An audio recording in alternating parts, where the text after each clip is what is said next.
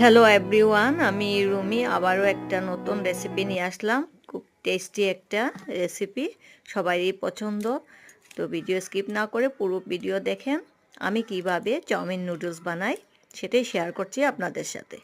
প্রথমে আমি চাউমিন নুডলসটা জলে ভিজিয়ে রাখলাম, গরম জল দিয়ে ঢেকে দিয়ে দিলাম।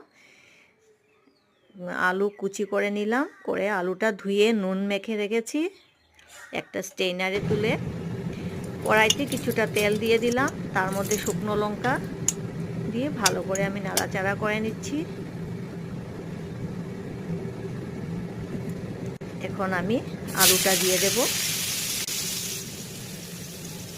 তো আমার এই রেসিপি কেমন লাগলো কমেন্টে অবশ্যই জানাবেন। আর এইরকম সিম্পল ওয়েতে রেসিপি পাওয়ার জন্যে আমার চ্যানেলটা সাবস্ক্রাইব করে নেবেন।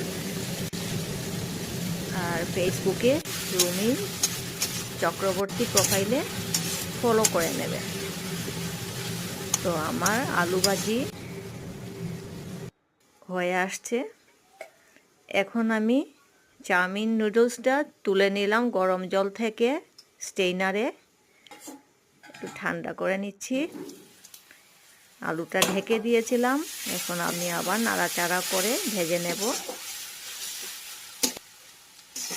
3টা কাঁচা লঙ্কা চিড়ে দিয়ে দিলাম, দিয়ে আবারও ভালো করে মিক্স করে নিচ্ছি।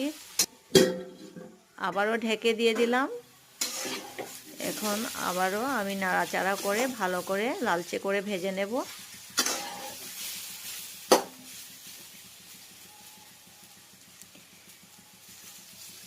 এখন তার মধ্যে আমি নুডলসটা দিয়ে দেব,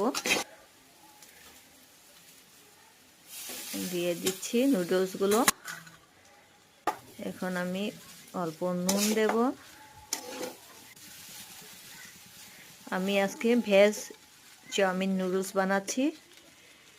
আপনারা ইচ্ছা করলে পেঁয়াজও দিতে পারবেন, অন্য সবজিও দিতে পারবেন, গাজর, বিনস। তো আমি আজকে সিম্পল আলু দিয়েই রান্না করছি। নুন দিয়ে দিলাম, তার মধ্যে আমি ম্যাগি ম্যাজিক মশলা অ্যাড করলাম, করে আবারও ভালো করে মিক্স করে নিচ্ছি। তো আবারও নেক্সট আরেকটা ভিডিও নিয়ে আমি আবার আসবো। সবাই ভালো